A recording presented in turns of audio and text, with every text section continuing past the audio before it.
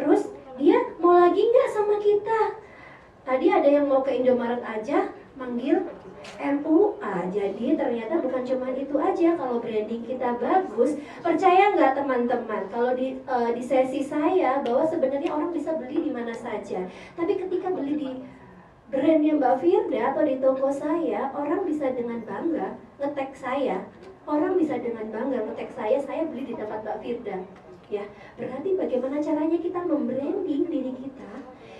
Saya bisa di make upin orang yang lain mungkin bisa lebih cantik, tapi saya bangga loh sama Mbak Delia Farah. Saya bisa nge-tag saya di make up Mbak Delia Farah, saya di make up Mbak Nini, brandnya terbawa. Berarti aku kaya. Misal aku bisa bayar Mbak Nini untuk hadir. Apalagi kalau Mbak Nini sudah terkenal, terus sekarang Mbak Nini bikin sekolah, bikin kelas, artinya orang yang di make upin juga akan lebih bangga memanggil kita. Dan bangga itu tidak terbeli dengan berapapun. Oke?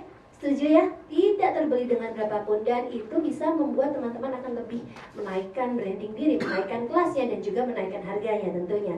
Dan untuk menambah percaya diri kita supaya branding kita itu bagus, karena percuma kalau udah ngalisnya bagus tapi kita tidak bisa membawa diri kita menjadi yang lebih mahal di kelas kita, saya akan memanggil seseorang yang sudah sangat pintar ya, ini sangat oke sekali untuk membranding beberapa brand-brand terkenal di Surabaya. Dia juga adalah seorang owner. Kita undang Ibu Lilis Rolina Esos MM, mentor public speaking and personal branding based broadcasting class. Baik, boleh kita berikan aplaus yang paling meriah.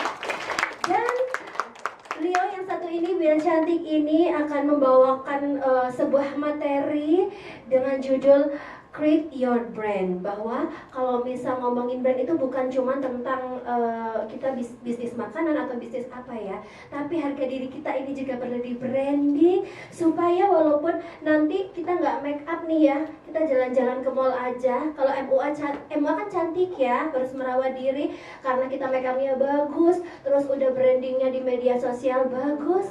Bayangkan jalan ke mall aja udah ada yang manggil, Mbak Dara, foto dong. Nah, berarti semuanya harus lengkap. Silahkan, kita berikan aplaus yang paling meriah. Terima kasih, Mbak Firda juga terima kasih. Assalamualaikum warahmatullahi wabarakatuh. Selamat pagi, salam sejahtera. Baik, perkenalkan saya Lilis, seperti yang sudah dikenalkan sama Mbak Firda. Mohon maaf ini suaranya agak-agak serak-serak basah karena memang terjangkit virus. yang penting nggak COVID ya, mudah-mudahan enggak. Oke, baik. Hari ini saya sebentar coba teman-teman berdiri supaya lebih panas lagi. Saya pengen teman-teman agak bergerak gitu. Jadi kitanya nanti enak. Nanti aku langsung mendatang ke teman-teman aja gitu. Coba tangannya ke atas, tangannya ke atas. Ikuti apa yang saya ucapkan ya. Coba tangannya digoyang-goyang. Oke. Coba matanya mana matanya? Matanya mana matanya? Matanya mana? Hidungnya mana? Hidungnya mana hidungnya?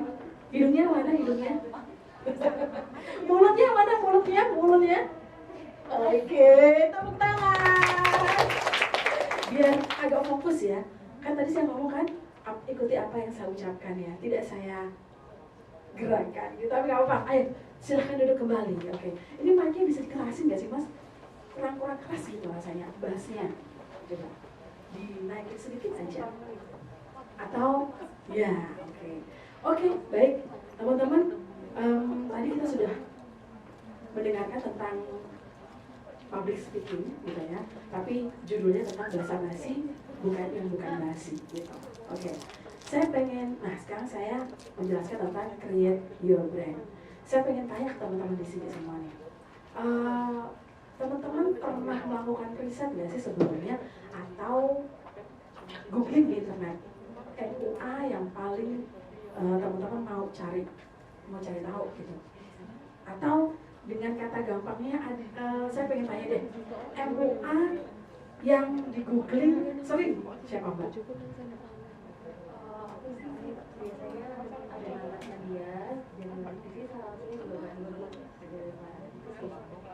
Oke, 3 itu ya. Oke, siapa yang paling belakang di sini? Mbak, saya pengen tahu MUA terkenal yang diidolakan, salah satunya atau salah 2, salah 3 siapa?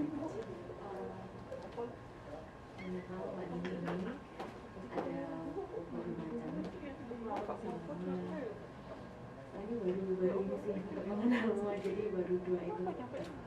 Oke, baru 2 itu. Oke. Dari sisi sebelah sana ya.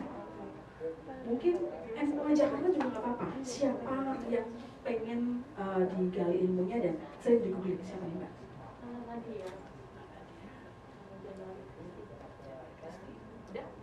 Udah, itu aja. Oke, baik. Ternyata yang paling banyak di googling, coba next. Ya, yang paling MUA yang paling banyak dicari itu ini menurut Google ya. Jadi ada 1, 2, 3, 4. Nah, 4 yang teratas. Ini sekitar 193.000 yang di-googling dari seluruh Indonesia. Ada Bubah Alfian, Rian Ogilvy, terus Benu Sorumba, Marlin Hariman. Ada yang tahu nama 4 ini? Tahu semua pasti ya. Saya bisa dijelasin nggak sih ya? Secara saya bukan MUA. Bedanya Bubah sama Rian itu makeupnya apa ya Mbak? Coba. Kenapa? Ayo Mbak. Kalau Rian saya nggak terlalu ngikutin ya. Paling kalau Bubah itu perbandingannya sangat beda sama Benu. Kalau Bubah itu dia lebih flawless, makeupnya maksudnya soft, natural gitu, ngikutin wajah aslinya. Tapi kalau Benu itu lebih bold, terus lebih ngeluarin karakter yang berbeda dari wajahnya. Tepuk tangan dengan Mbak siapa? Mbak Rosi. Ada pendukungnya loh di sini. Sekali lagi dari sisi yang sana, Mbak pengen tanya bedanya antara Bubah, Rian, Benu. Bacanya apa sih? Benu atau Benu? Benu ya. Nah, sama Marlin. Gak pernah. Menurut yang sudah dilihat aja, menurut Mbak.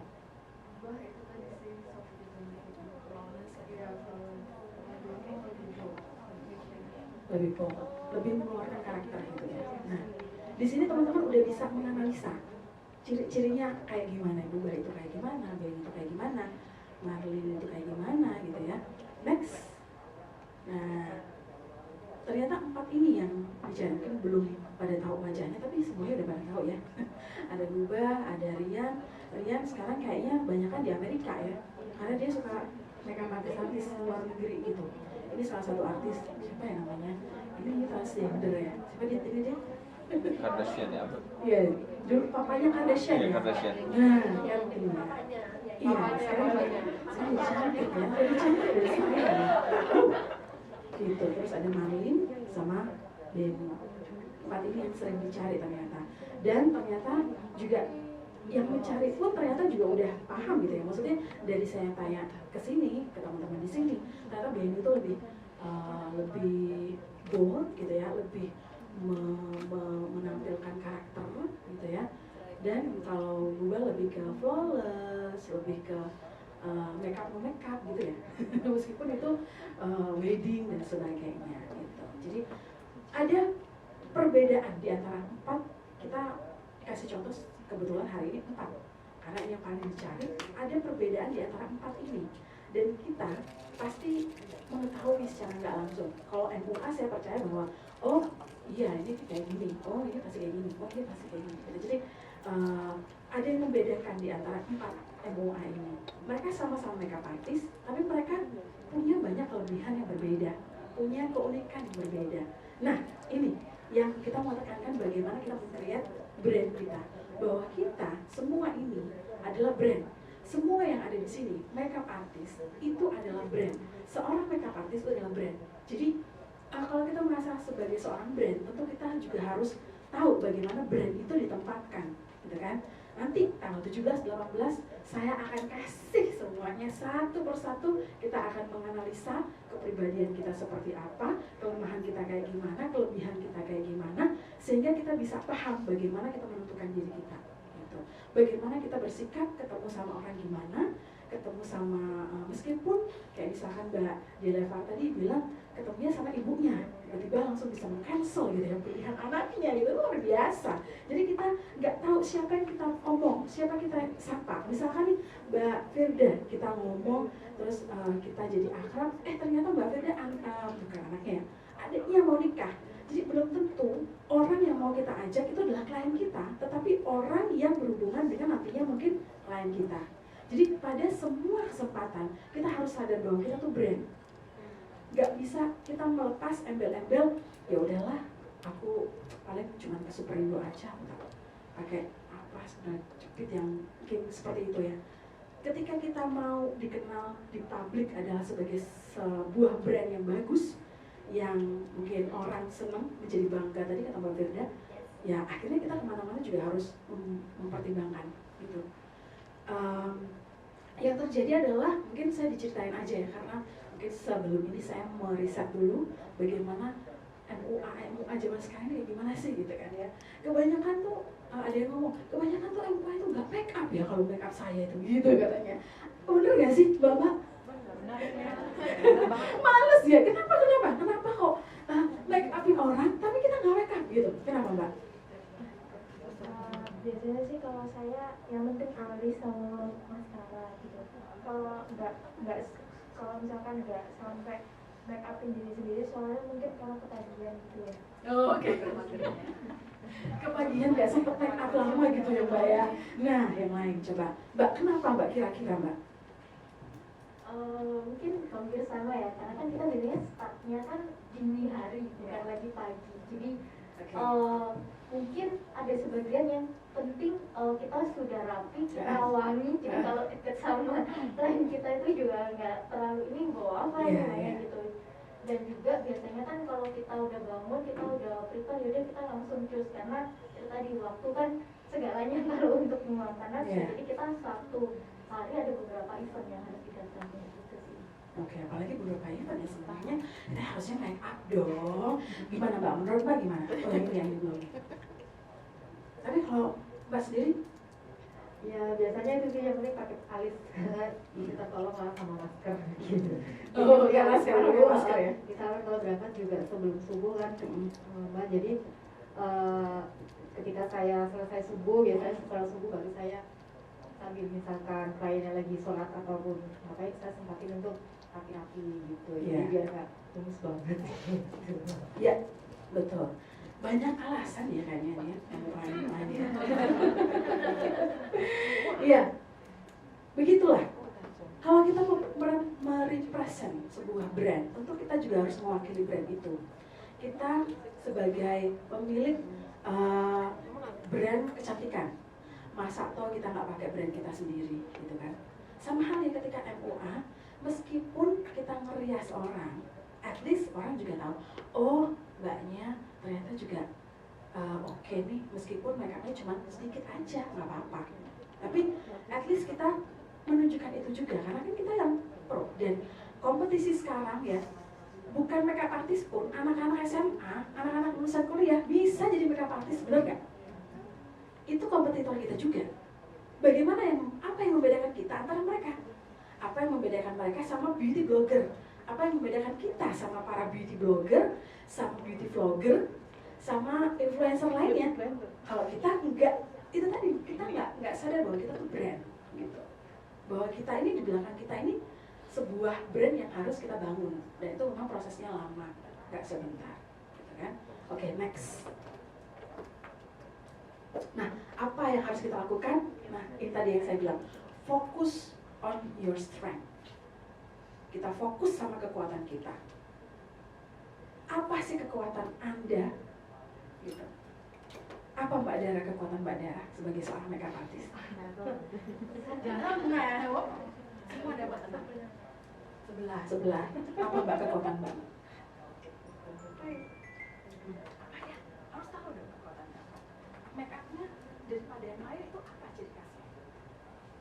Oh mungkin natural gitu aja sih. Kebanyakan recourse-nya natural. Oke. Itu aja? Yakin? Itu aja?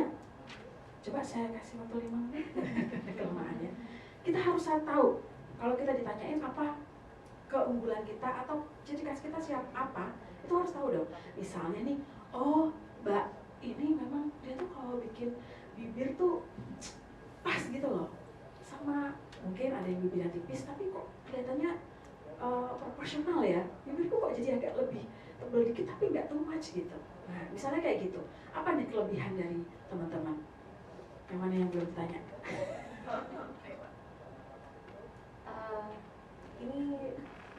Ini sebenarnya menemukannya butuh waktu ya, kayak sambil nanya-nanya ke beberapa teman MUA, salah satunya nanya ke mereka juga apa sih biasanya yang kalian lihat dari aku, ya sama ke klien juga, kita risetnya juga sambil nanya ke klien. Milih aku dari karena apa gitu, misalnya oh aku suka sama alisnya bikinan yang Mbak Bila gitu, kebanyakan sih banyak bilang alis ya, jadi ya mungkin itu sih yang jadi kekuatan. Ya nggak apa-apa, Iya ya. meskipun mungkin nggak betul, tapi kita merasa bahwa itu kelebihan kita, nggak apa-apa. Artinya perlu proses, Mbak. Kita harus perlu lagi banyakin lagi yang mungkin kalau misalkan pas kita nggak make upin orang, kita make upin model. Sekarang kan zamannya muse itu ya. Kita terus tunjukkan bahwa kita tuh kelebihannya di sini. Kayak ada satu mungkin di Surabaya juga ya, makeup artist yang dia dulu mempelopori mata Barbie. Nah, itu dia merasa dia mempionirkan, padahal sebenarnya MUA semua bisa, ya kan? Tapi dia mempionirkan itu mata Barbie. Jadi entah itu pernikahan Jawa, modern, matanya Barbie, pokoknya aku pengen itu gitu. Dan ada satu MUA juga mungkin yang ada di luar kota, dia bisa ke kota-kota manapun hanya karena ya setengah mata Barbie, terus riasannya tuh bener-bener yang bold, yang tapi ketika sekali foto itu bagus. Nah itu ada pengakuan juga berarti kan dari para kliennya. Nah kita harus temukan tuh, mulai dari sekarang teman-teman harus temukan di sini, dan itu harus kalau kita mau menjadi sebuah brand ya.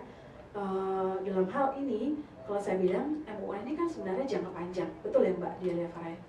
Ini adalah pekerjaan yang mungkin orang lain mungkin tidak semua orang bisa melakukannya, dan anda semua di sini, mbak semua di sini terpilih yang akhirnya nggak stuck aja di situ aja cuma MUA yang ya wes make up, setelah itu udah tapi nggak doing something gitu. Bisa aja MUA kenapa ya beauty blogger itu atau beauty vlogger itu atau influencer itu mereka engagementnya bagus karena mungkin mereka produktif dalam membuat konten. Nah, ini salah satu nanti yang kita juga akan sharingkan bagaimana kita membuat konten, baik itu di sosial media atau secara offline sendiri, gitu. Dan sekarang kita bisa memanfaatkan ya sosial media gratis, itu sarana iklan kita, gitu. Kita nggak perlu bayar, tapi kita bisa mendapat engagement di situ. Nah, bagaimana kita konsisten?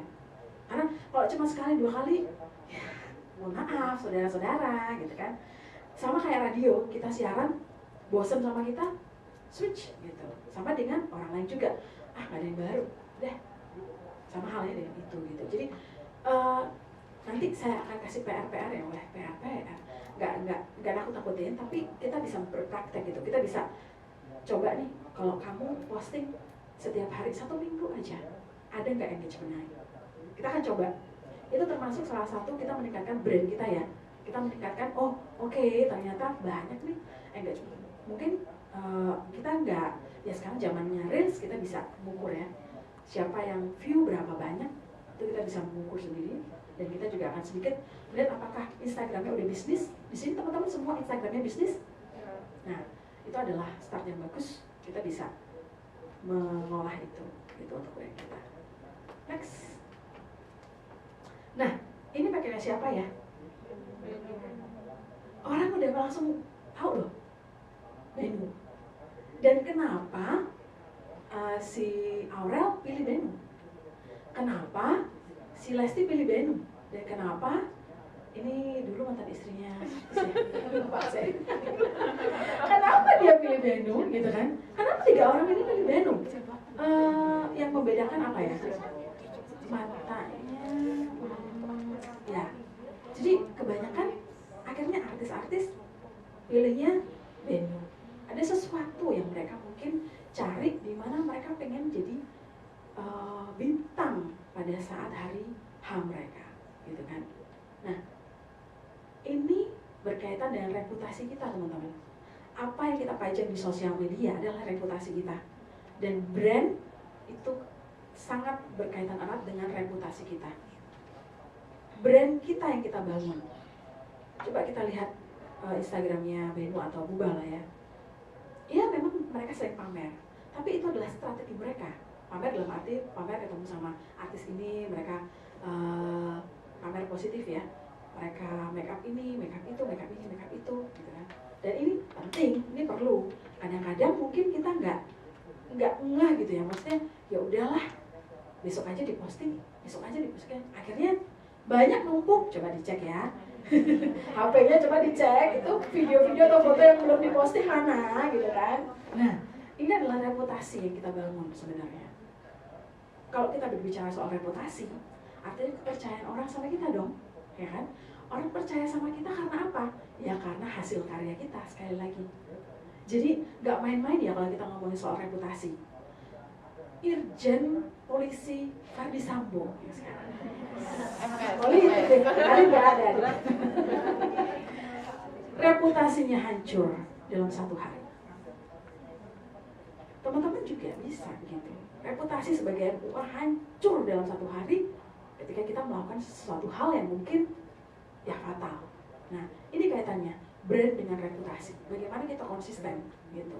Kadang-kala ada teman saya punya teman MUA yang sering gopoh gitu loh dia. Kamu ngapain sih? Aduh anakku, yang satunya gini, yang satunya gitu, anaknya 3 gitu, kecil semua.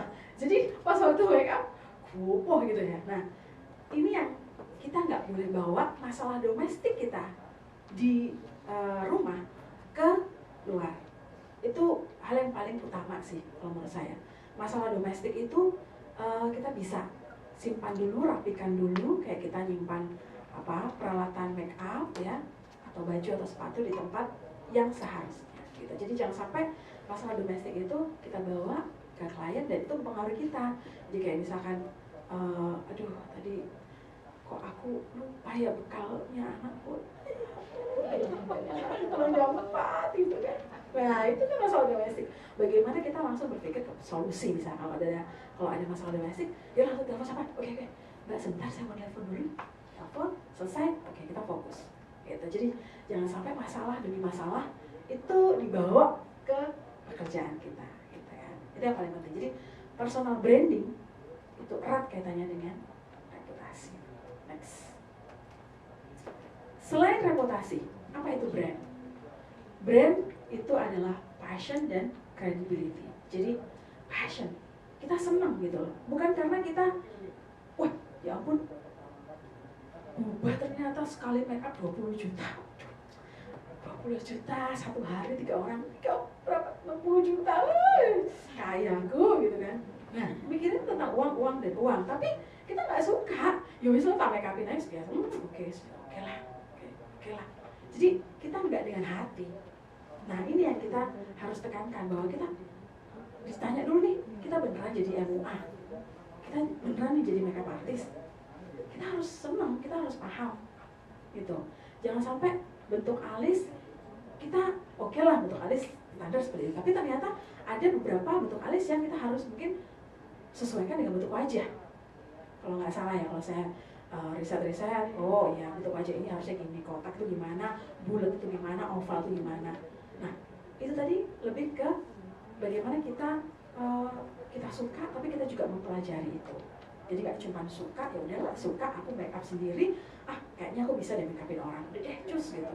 Jadi kita suka dan kita mau menekuni itu.